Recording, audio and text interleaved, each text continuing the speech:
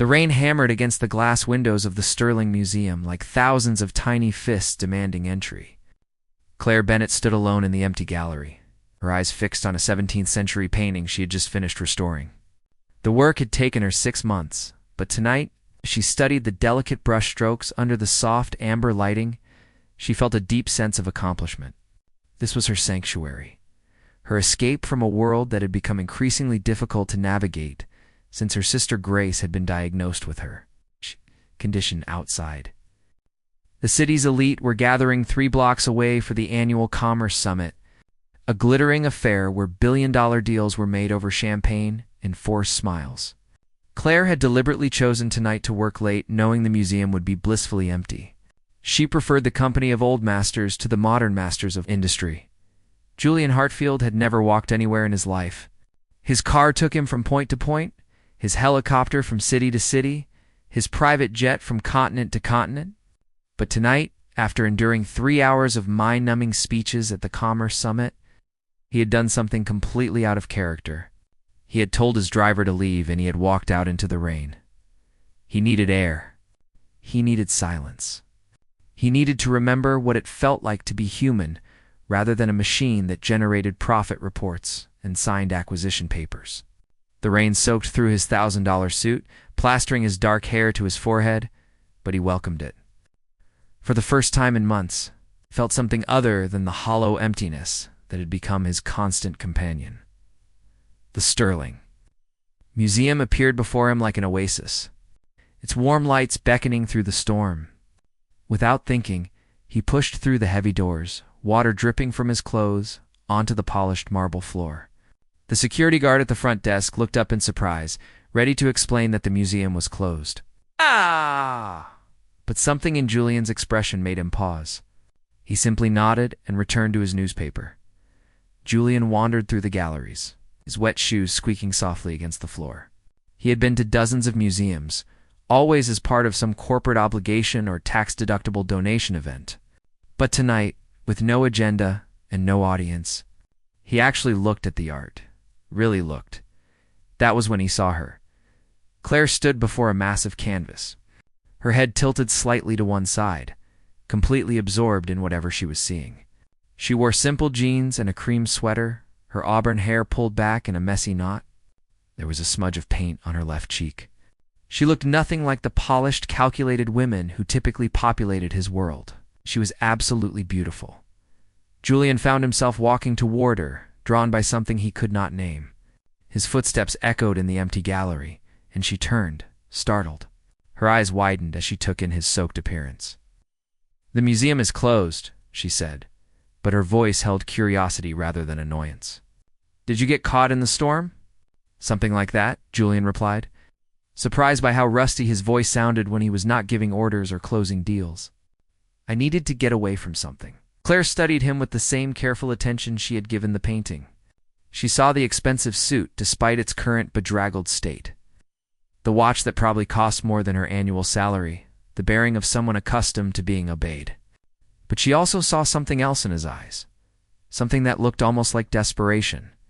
"Well, you picked a good place to hide," she said, turning back to the painting. "Art has a way of putting things in perspective. This piece is from 1642. The artist painted it during one of the worst plagues in European history. He lost his wife, his children, almost everything. But he still created something beautiful." Julian moved to stand beside her, looking at the painting with new eyes. "What does that teach us?" "That even in our darkest moments, we can create light," Claire said softly. "Or maybe just that humans are incredibly stubborn about finding meaning in chaos." For the next hour, they walked through the galleries together. Claire spoke about the paintings with a passion that lit up her entire face, sharing stories of the artists, the historical context, the techniques used. Julian found himself actually listening, actually caring about things beyond market shares and quarterly earnings. He learned that she was a restorer, that she had studied in Florence, that she spent her days bringing damaged art back to life. She learned almost nothing about him because every time she asked a question, he deflected it, asking her something instead. It was a technique he had perfected in business, but tonight he did it for a different reason. He did not want to be Julian Hartfield, CEO. He wanted to be just a man talking to an extraordinary woman. When they finally reached the museum entrance, the rain had softened to a gentle mist. Claire looked at him expectantly, clearly waiting for him to reveal who he was, perhaps to ask for her number. Julian hesitated. In his world, everything came with complications, with calculations, with consequences. This moment felt pure, untouched by all of that. "Thank you," he said simply. "This was the best night I have had in years." Before she could respond, before he could change his mind and ruin everything by pulling her into his complicated life, he walked out into the night. Claire stood in the doorway, watching him disappear into the mist, wondering if she had just imagined the entire encounter. Neither of them knew that fate, or perhaps something more deliberate, would ensure they met again. And when they did, the carefully separate worlds they inhabited would collide with consequences neither could predict. 3 days after the museum encounter, Claire received a call that would change everything. The voice on the other end was professional, polite, and completely unexpected. Hartfield Global Enterprises wanted to commission a private restoration project. They were willing to pay triple her usual rate, and they specifically requested her by name. Claire's hands trembled as she hung up the phone. Hartfield Global. She had heard the name countless times. Everyone had. It was one of the largest conglomerates in the country, with interests spanning technology, real estate, and media. But she had never connected it to the mysterious man from the museum until she walked into the sleek glass tower downtown and saw his photograph on the wall. Julian Hartfield, CEO, billionaire. The man who had stood beside her in the rain, talking about art and meaning, was one of the most powerful people in the world. The elevator rose 53 floors, each passing level, making her stomach tighten with anxiety. When the doors opened, she stepped into a space that looked more like a modern art gallery than an office. Everything was clean lines, muted colors, and expensive silence. Thomas Monroe, a distinguished man in his 50s with kind eyes, greeted her warmly. "Miss Bennett, thank you for coming. Mr. Hartfield has acquired a collection of damaged paintings from an estate sale. He wants them restored for a private exhibition. Please follow me." They walked through corridors lined with contemporary art until they reached a private studio that had been set up with all the equipment she could possibly need. But it was the paintings themselves that made her gasp. There were 12 of them, each a masterpiece from the Renaissance period, each damaged by time and neglect. This was not just a job. This was the opportunity of a lifetime. "These are incredible," she whispered, moving from canvas to canvas, her trained eye already assessing the work required. "This will take months." "Mr. Hartfield is prepared to be patient," Thomas said. "He wants perfection, not speed. You will have complete creative control, unlimited resources, and access to the building whenever you need it." What Thomas did not say, what Claire would not learn until later, was that Julian had spent 3 days tracking her down after their encounter. He had called in favors, had his team search through museum employment records, all to find the woman who had made him feel human again. The paintings were real, the project legitimate, but the true motivation was something Julian barely understood himself. Claire began the work the following Monday. For the first week, she saw no sign of Julian. She arrived early, lost herself in the meticulous process of cleaning and repairing centuries-old paint, and left late. The studio became her world, a peaceful bubble high above the city's chaos. Then, on a quiet Thursday evening, she heard the door open behind her. She turned, paintbrush in hand, and found Julian standing in the doorway. He wore a dark suit, his tie loosened, looking exhausted but somehow more real than his polished photograph suggested, Claire said, her voice caught between accusation and surprise. "You did this. You brought me here." Julian stepped into the studio, his hands in his pockets, suddenly looking unsure of himself in a way that no billionaire should. "I wanted to see you again. I know this is complicated and probably inappropriate, but that night at the museum, talking with you, was the first time in years I felt like myself, rather than this thing I have become." Claire set down her brush, her heart racing. "You could have just asked for my number like a normal person." I am not a normal person, Julian said quietly. Everything in my life comes with strings attached, with expectations, with people wanting something from me. I did not want that to touch what we had that night, but I could not stop thinking about you. The honesty in his voice disarmed her. Claire had built walls around her heart, focusing all her energy on caring for her sister Grace and her work. She had no room for complications, especially not the kind that came with falling for someone from a completely different world. But as she looked at Julian, she saw past the wealth and power to the loneliness underneath. This cannot work, she said, even as every part of her wanted to ignore that truth. We are from different universes. Julian moved closer, stopping a few feet away, respecting the distance she needed. Maybe that is exactly why it could work. You see me, Claire. Not my bank account, not my company, not what I can do for you. Just me. Over the following weeks, a routine developed. Claire would work on the paintings during the day, and Julian would find excuses to visit the studio in the evenings. Sometimes he would watch her work in silence. Other times they would talk for hours, sharing stories from their vastly different lives. He told her about the pressure of running an empire built by his grandfather, the loneliness of never knowing who wanted him versus who wanted his money. She told him about Grace's illness, about the crushing weight of medical bills despite her good job, about dreams of opening her own restoration studio someday. Julian never offered to help financially. He understood instinctively that doing so would shatter the fragile equality between them. Instead, he simply listened, and in listening, gave her something more valuable than money: genuine care. The shift from friendship to something deeper happened gradually, then all at once. It was a Tuesday evening, and Claire was working on a particularly delicate section of a Madonna and Child painting. Her hand slipped, and she gasped as a tiny fleck of paint came away that should not have. Julian was beside her instantly, his hand covering hers. "It is okay," he said softly. "You can fix it. You have the skill." But Claire was not looking at the painting anymore. She was looking at their joined hands, at the way his thumb was gently stroking her wrist, at the expression in his eyes that mirrored everything she had been trying not to feel. "Julian," she whispered, and it was both a warning and a surrender.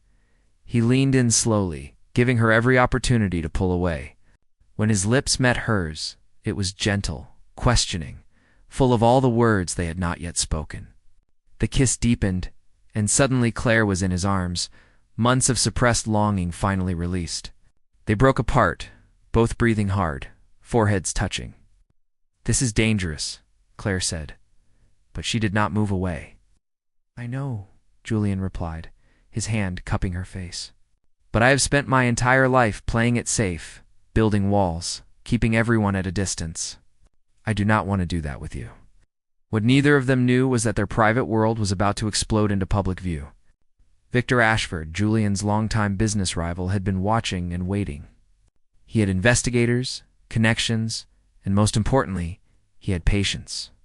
He knew that everyone had vulnerabilities, and he had just discovered Julian's. The photograph appeared in the business section 3 days later. It showed Julian and Claire leaving the building together, his hand on her back, her smile radiant. The headline read, "Billionaire CEO's Secret Romance. Who is the mystery woman?" By noon, Claire's phone was ringing non-stop. Reporters camped outside her apartment. The museum where she worked called, concerned about the publicity. And worst of all, Grace saw the news and panicked. Terrified that her sister was getting involved in something that would end in heartbreak, Julian stood in his office, staring at the photograph, feeling the walls of his carefully controlled world crumbling. Thomas stood beside him, waiting. Ouch. "Victor did this," Julian said flatly. "He is positioning for the Meridian acquisition. He wants me distracted, vulnerable." "What will you do?" Thomas asked. Julian looked at the photograph again, at Claire's smile, at the genuine happiness captured in that frozen moment. He thought about all the relationships he had sacrificed for his company, all the human connections he had deemed too risky, too complicated. He thought about the man he had been before he met Claire, and the man he was becoming because of her. "I am going to make a choice," Julian said quietly. For once in my life, I'm going to choose something that matters more than a profit margin. But as he reached for his phone to call Claire, to tell her that they would face this together, he had no idea just how high the cost of that choice would be. The scandal did not fade as Julian had hoped. Instead, it grew. Fed by Victor Ashford's careful manipulation of the media and the public's endless appetite for stories about the rich and powerful, within a week, Claire's entire life had been dissected by strangers.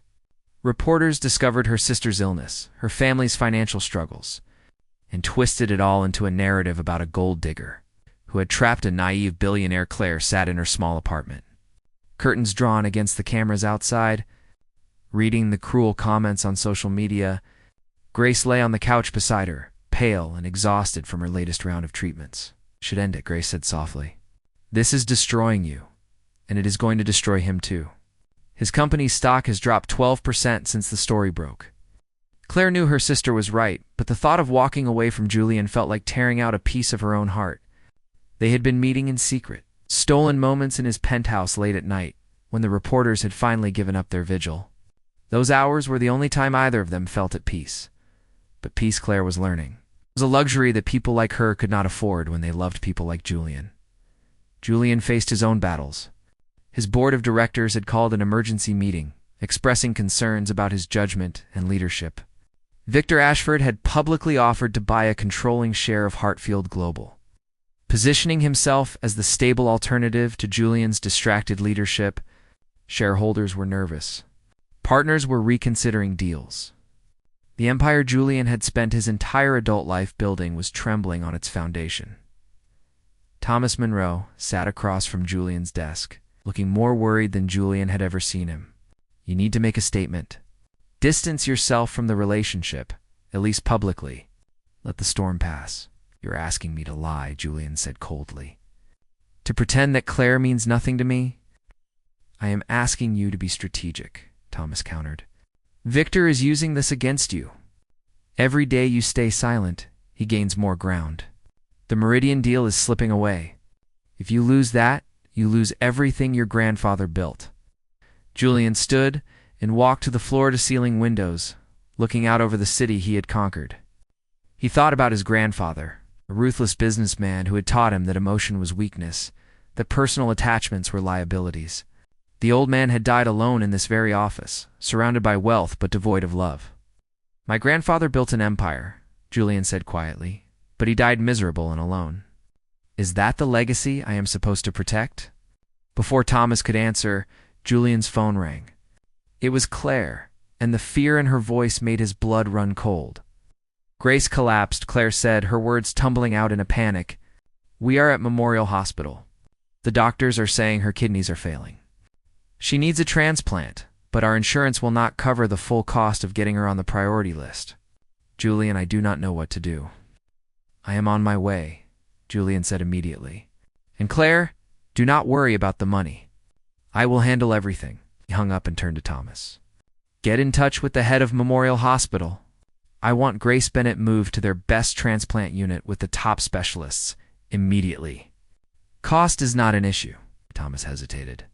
"Julian, if you do this publicly, if it becomes known that you are paying for her sister's medical care, the narrative will get even worse. They will say you are buying her affection, that you are taking advantage of her desperation." "Then they can say whatever they want," Julian replied, his voice hard as steel. "I am not letting that girl die because I am worried about my public image." At the hospital, Julian found Claire in the waiting room, her face streaked with tears. She looked up as he approached, and the relief in her eyes nearly broke him. He sat beside her and pulled her into his arms, not caring who might see, who might photograph them. "She is only 23, Claire whispered against his chest. "This is not fair. Nothing about this is fair." Julian made calls from the hospital corridor using every connection he had. Within hours, Grace was being evaluated by the country's leading transplant surgeon. Tests were ordered, specialists consulted. Money, it turned out, could move mountains even if it could not buy happiness. But Victor Ashford was watching, and he saw his opportunity. The next morning, a news story broke. This time, it was not just gossip. It was an expose, claiming that Julian was using his wealth to manipulate the healthcare system, that Grace Bennett was receiving preferential treatment while other equally sick patients waited. The article painted Julian as a corrupt billionaire who believed money placed him above everyone else. The backlash was immediate and brutal. Protesters gathered outside Hartfield Global headquarters. Patient advocacy groups held press conferences. The hospital administration called Julian, apologetically explaining that the negative publicity was putting pressure on them to reconsider Grace's placement in the transplant. Program Claire watched the news in horror from Grace's hospital room. Her sister, weak but conscious, squeezed her hand. "He should not have done this," Grace said. "Now everyone hates him, and it is because of us." Claire felt a terrible certainty settling over her. She loved Julian, loved him more than she had thought possible to love another person. But their love was poison to everything it touched. It was destroying his company, damaging her sister's chances at treatment, turning both their lives into a public spectacle. That evening, she asked Julian to meet her on the hospital rooftop, a quiet place where they could talk undisturbed. The sun was setting, painting the sky in shades of orange and purple. It would have been beautiful if not for what Claire had to do. "This has to end," she said, without preamble, unable to look at him because she knew his eyes would change her mind. We have to end." "No," Julian said flatly. "We will find another way." "There is no other way," Claire said, finally meeting his gaze, letting him see her resolve. "Your company is falling apart. Grace might lose her place in the transplant program because people think you are corrupt. Everything we touch turns to ash. We are not good for each other, no matter how much we want to be." Julian moved closer, taking her hands in his. "I do not care about the company. I do not care what people think. I care about you." "But I care," Claire said, tears streaming down her face. "I care that you are losing everything because of me. I care that my sister might die because our relationship has made her medical care controversial. I care that the man I love is being torn apart every single day because he chose to love me back." "Then what do you want me to do?" Julian asked, his voice breaking. "Walk away? Pretend you do not exist? Go back to being the empty shell I was before I met you?" Claire pulled her hands free, wrapping her arms around herself as if she could hold together the pieces of her breaking heart. "I want you to choose your legacy over me. I want you to save your grandfather's company. I want you to be the man the world needs you to be, even if that man cannot be with me." "You are asking for the impossible," Julian whispered. "I am asking for the necessary," Claire replied. "Sometimes love is not enough. Sometimes the right choice is the one that destroys us." They stood in silence as the sun disappeared below the horizon, darkness creeping across the sky. Julian understood what she was doing. She was setting him free, sacrificing their happiness for what she believed was the greater good. It was noble and selfless, and he hated it. "If I do this," Julian said slowly, "if I walk away publicly, distance myself from you, there is one condition." Claire looked at him. "Waiting. I pay for Grace's treatment," he continued. "All of it anonymously through a medical foundation. No one will know it came from me. She gets the transplant, the care she needs, without any connection to our relationship. Julian, I cannot ask you to do that." "You are not asking. I am telling you. This is not negotiable, Claire. You can break my heart, but you cannot stop me from helping your sister. That happens regardless of what becomes of us." Claire nodded, unable to speak past the lump in her throat. The next morning, Julian held a press conference. He stood before dozens of cameras and reporters, his expression carefully neutral, and delivered a statement that Thomas Monroe had helped him craft. "I want to address the recent speculation about my personal life. While I have great respect for Miss Bennett as a professional restorer, our relationship has been mischaracterized by the media. We are not and have never been in a romantic relationship. The project she was hired for has been completed satisfactorily, and our professional association has ended. I ask that the press respect her privacy going forward and allow her to return to her work without harassment." He did not take questions. He simply walked away, ignoring the shouted inquiries, feeling Claire's heart break along with his own, even though she was not there to see it. The story died within days. The public, robbed of their romantic narrative, lost interest. Protesters dispersed. The hospital quietly moved forward with Grace's transplant evaluation without controversy. Victor Ashford denied his weapon, retreated to plot another day. Hartfield Global's stock began to recover. Julian threw himself back into his work with mechanical efficiency. He closed the Meridian deal, launched 2 new acquisitions, and spent 16-hour days in the office. He was the perfect CEO again. Was cold and calculating and utterly alone. Claire returned to her museum restoration work, quiet days spent with old paintings and her recovering sister. Grace had received her transplant from an anonymous donor, facilitated by an anonymous benefactor. She was healing, growing stronger each day, but late at night. When the city slept, Claire would sometimes stand on her apartment balcony and look toward the glass tower downtown where Julian's office light burned into the early morning hours. And Julian, alone in that office, would sometimes pull up the security footage from the studio where Claire had worked, watching her restore paintings. Remembering when his life had briefly held something more precious than profit, they never spoke again. They never saw each other. But on the anniversary of the night they met, 1 year later, Claire received a package.